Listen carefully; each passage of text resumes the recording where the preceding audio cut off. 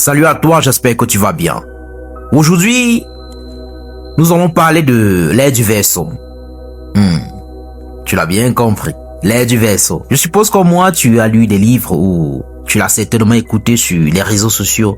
Et voilà, en tant qu'enfant de Dieu, il est important pour nous de regarder ça un peu de plus près. Essayer de comprendre la mouvance, l'idée qu'il y a derrière. Donc, l'expression l'air du vaisseau désigne une idée issue de l'astrologie moderne, selon laquelle l'humanité entrerait dans une nouvelle période marquée par un changement d'énergie collective, de conscience et de valeur. Dans cette vision, chaque ère correspondrait à un signe du zodiaque et durerait environ 2000 ans.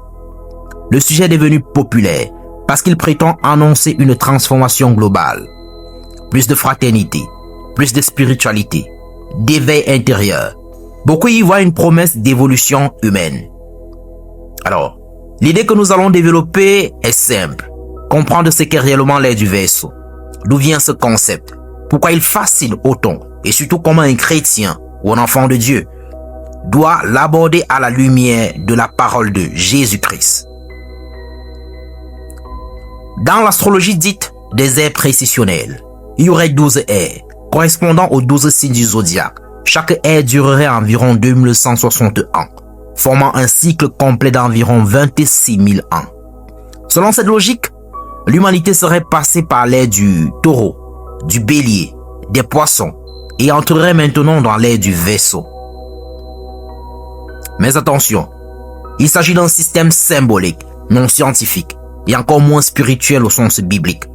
L'idée moderne de l'ère du vaisseau apparaît surtout au XIXe siècle, avec des occultistes comme Helena Blavatsky, au XXe siècle avec Carl Jung, qui y voit un symbole psychologique. Puis dans les années 60-70, avec le mouvement New Age, qui en fait un slogan spirituel. Ce n'est donc pas une révélation divine, une tradition biblique, ni un enseignement apostolique. C'est une construction ésotérique récente. Il faut le dire ainsi.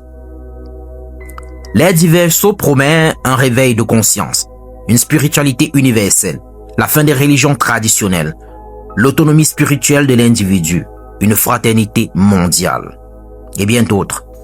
Ces idées séduisent parce qu'elles parlent d'amour, de paix, de liberté intérieure, mais elles reposent sur une vision sans Dieu, ou du moins sans Seigneur. Elles valorisent l'homme comme source de lumière, et non Dieu comme source de vérité. C'est une spiritualité horizontalisée, centrée sur l'humain, pas sur la révélation divine. Pourquoi cette tendance est devenue si virale aujourd'hui? Il y a surtout la crise de sens. Les gens cherchent des réponses simples et positives. La méfiance envers les institutions religieuses, la culture internet qui amplifie les concepts mystiques. Mais là, tu n'as pas aidé. Tout le monde se prend pour un spécialiste en mysticisme et en spiritualité aujourd'hui. Sur Internet, on y trouve de tout. Il y a surtout le désir d'une spiritualité sans engagement moral. Il y a le marketing spirituel. L'air du vaisseau est devenu un produit culturel. L'air du vaisseau est viral parce qu'elle promet une transformation sans repentance. Donc, ce concept n'a aucune base scientifique et n'a aucune base biblique. Il ne repose pas sur une révélation divine. Il mélange psychologie, astrologie, ésotérisme et marketing spirituel. Il peut séduire, mais il ne sauve pas. La Bible dit clairement que les astres ne dirigent pas la destinée de l'homme. C'est Dieu qui dirige l'histoire, pas les constellations. Elle interdit l'astrologie. Elle condamne ceux qui consultent. La Bible affirme que Dieu seul connaît les temps et les saisons. Dans le livre des Actes, chapitre 1, verset 7. La Bible enseigne que l'histoire est centrée sur Jésus-Christ, pas sur les constellations, non. La Torah et les prophètes sont unanimes. L'homme ne doit pas chercher sa destinée dans les étoiles, mais dans la parole de Dieu. Et Jésus-Christ dans tout ça. Nous sommes les suiveurs de Christ. Christ qui est la gouvernail, qui est notre centre, qui est notre chemin, qui est le pain de vie, qui est cette source d'eau intarissable, est celui que nous devons suivre. Il n'est pas une énergie cosmique comme le monde veut nous faire croire. Il n'est pas un symbole astrologique. Non, il n'est pas un maître ascensionné du New Age. Il est le Fils de Dieu, le Sauveur du monde, le Seigneur de l'histoire, le commencement et la fin, celui par qui tout a été créé. L'aide du verset prétend annoncer un nouvel âge. Mais la Bible dit que le seul nouvel âge véritable commence avec Jésus-Christ. Si quelqu'un est en Christ, il est une nouvelle créature. 2 Corinthiens 5, verset 17. Le véritable changement d'air, c'est la nouvelle alliance. Tout simplement, lorsque tu donnes ta vie à Dieu, lorsque tu décides de faire de Jésus-Christ ton sauveur et ton ami personnel, tu changes d'air. Tu passes de la mort à la vie. Tu nais de nouveau. C'est vrai, l'air du verset peut troubler. Mais trouble seulement celui qui n'est pas enraciné dans la parole de Dieu. Celui qui manque d'ancrage biblique. Celui qui cherche des réponses émotionnelles. Celui qui confond spiritualité et sensation. Celui qui veut une foi sans exigence, sans implication véritable. Mais un chrétien enraciné dans la parole, par contre, ne sera pas ébranlé du tout. Et je t'explique pourquoi. Parce que la foi chrétienne ne repose pas sur les cycles cosmiques, mais sur la résurrection de Jésus-Christ, la présence du Saint-Esprit, la souveraineté de Dieu, la vérité de l'Écriture.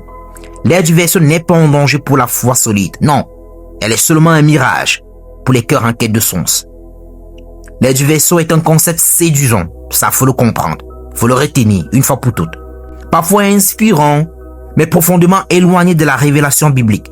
Elle promet un changement extérieur alors que Jésus-Christ offre une transformation intérieure. Elle parle d'énergie alors que l'Évangile parle de salut. Elle annonce un âge nouveau alors que Dieu annonce un royaume éternel. Donc, mon conseil pour toi aujourd'hui, c'est celui-ci. Ne laisse pas les tendances spirituelles définir ta foi. Laisse la parole de Dieu éclairer ton discernement. Cherche la vérité par les vibrations. Cherche la présence de Dieu par les énergies cosmiques. Reviens à l'essentiel. Christ en toi, l'espérance de la gloire, déclare la parole de Dieu. Approfondis ta relation avec Jésus-Christ, fortifie ton discernement et deviens une lumière pour ceux qui se perdent dans les illusions spirituelles de notre époque. Par contre, je voudrais quand même noter quelque chose que promet l'air du verset. C'est surtout un désir de justice sociale, une quête d'égalité entre les peuples, une dénonciation du colonialisme, du racisme, des dominations occidentales, une volonté de vivre autrement, plus simple, plus solide, plus conscient. Dans la grille New Age, on explique cela en disant « Nous sortons de l'ère des poissons » qui renvoie à sacrifice, religion, hiérarchie, pour entrer dans l'ère du vaisseau, qui renvoie, elle, à l'égalité, réseau, horizontalité, conscience globale. Donc, poisson égale religion institutionnelle, dogme, souffrance, culpabilité, et l'ère du vaisseau, liberté, autonomie, justice, humanisme collectif. Ce récit colle très bien avec les mouvements actuels, anticolonialisme, justice raciale, critique du capitalisme, écologie, féminisme, et j'en passe. Beaucoup y voient une montée vibratoire de l'humanité. Mais attention, ce changement comportemental, même s'il porte des aspirations nobles, je vous le dis, n'est pas automatiquement évangélique. On peut vouloir la justice tout en refusant le juste juge. Ceux qui parlent d'air du vaisseau veulent souvent se détacher du colon, des puissances occidentales, de l'église institutionnelle perçue comme complice, des systèmes économiques oppressifs. Ils veulent retrouver une spiritualité libre, sans dogme, sans hiérarchie, sans religion du colon. Et dans ce sens, l'ère du vaisseau devient une sorte de mythe de libération. Nous sortons de l'ère du christianisme occidental pour entrer dans une ère de spiritualité universelle, décolonisée. C'est là que le discours devient très séduisant pour les peuples blessés par l'histoire. On te dit, tu n'as plus besoin de la religion du colon. Et on te propose d'un côté une spiritualité cosmique, universelle, sans culpabilité, sans croix. Le problème dans tout ça, ce n'est pas la critique du colonialisme. Elle est légitime. Elle est très légitime, je veux le dire. Le problème, c'est quand on rejette Jésus avec le colon. Non. Comme si le Christ était un produit de l'Occident, alors qu'il est un juif du Moyen-Orient, crucifié par un empire. Tout simplement. Tout simplement. Certains disent que Jésus a annoncé l'air du verseau en parlant de l'homme avec la cruche. Sérieusement. Sérieusement. On parle de Bible ici. Et nous allons lire la parole de Dieu. Que nous dit les textes? Le livre de Marc, chapitre 14, et le verset 13. Et surtout le livre de Luc 22, verset 10. Dans lequel Jésus dit à ses disciples de préparer la Pâque. En ces mots. Voici, quand vous serez entrés dans la ville, vous rencontrez un homme portant une cruche d'eau. Suivez-le dans la maison où il entrera. Luc 22, verset 10.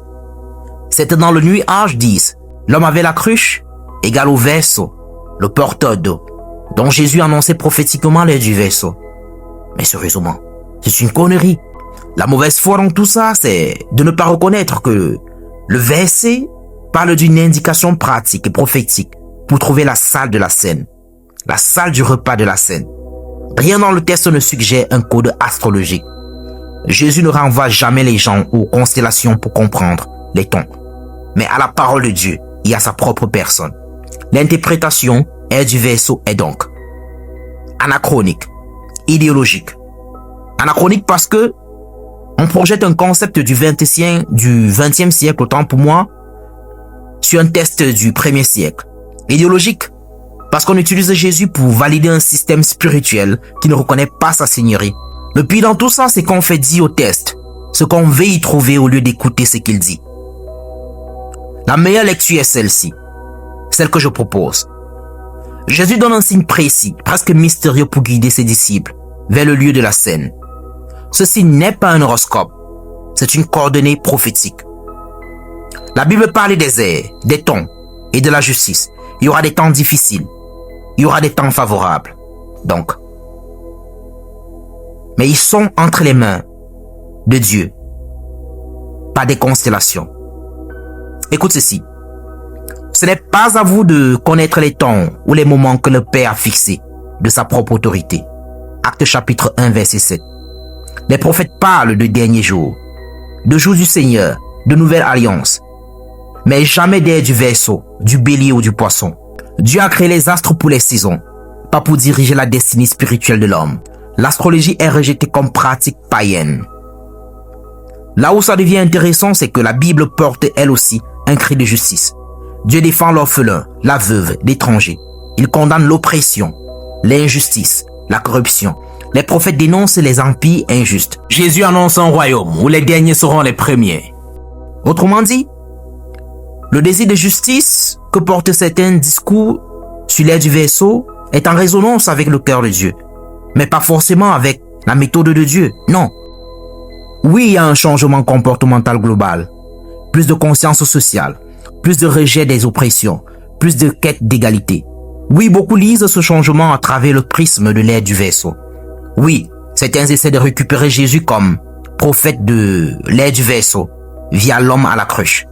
Mais la vraie question c'est, qui est au centre? Si c'est l'homme, sa conscience, son énergie, son pouvoir créateur, on est dans le New Age. Si c'est le Christ, sa croix, sa résurrection, son royaume, on est dans l'évangile. L'air du verseau propose un monde plus juste, son Seigneur. L'évangile par contre, un royaume de justice avec un roi, Jésus-Christ, assis en ce moment sur le trône. Donc, l'air du verseau est un concept astrologique et New Age, popularisé au XXe siècle, qui décrit une transition vers une humanité plus consciente, plus juste, plus fraternelle. Ça faut le reconnaître. Le changement comportemental que tu observes est réel. Le désir de justice, d'égalité, de décolonisation, de rupture avec des systèmes oppressifs. Ce désir rejoint en partie le cri biblique pour la justice. Mais la réponse proposée, l'énergie, conscience et vibrations, contournent la croix et la seigneurie de Jésus-Christ. Et c'est pas bon du tout. L'argument selon lequel Jésus aurait annoncé l'air du verseau via l'homme à la cruche est une relecture moderne, sans base exégétique solide. Le texte parle d'un signe concret pour le repas de la scène, pas d'un code astrologique. Pour un enfant de Dieu, la clé n'est pas de nier la soif de justice, mais de la réorienter vers le royaume de Dieu et de montrer que la vraie libération y compris de l'oppression coloniale, passe par un roi juste, pas par une ère cosmique. Nous voici parvenus à la fin de ce podcast. Voilà, dans l'espace commentaire, dites-moi quelque chose, laissez-moi un message. Comme vous, je suis sur le chemin. Je suis en quête du savoir et nul n'a le monopole du savoir. Et tu le sais, ici, on se soigne par les partages pleins d'amour. Donc, laisse-moi un gros pouce bleu avant de partir et partage surtout si tu as été béni. Et que le Seigneur Jésus-Christ en retour te bénisse abondamment. Be the love and be the gospel. À la prochaine. Merci.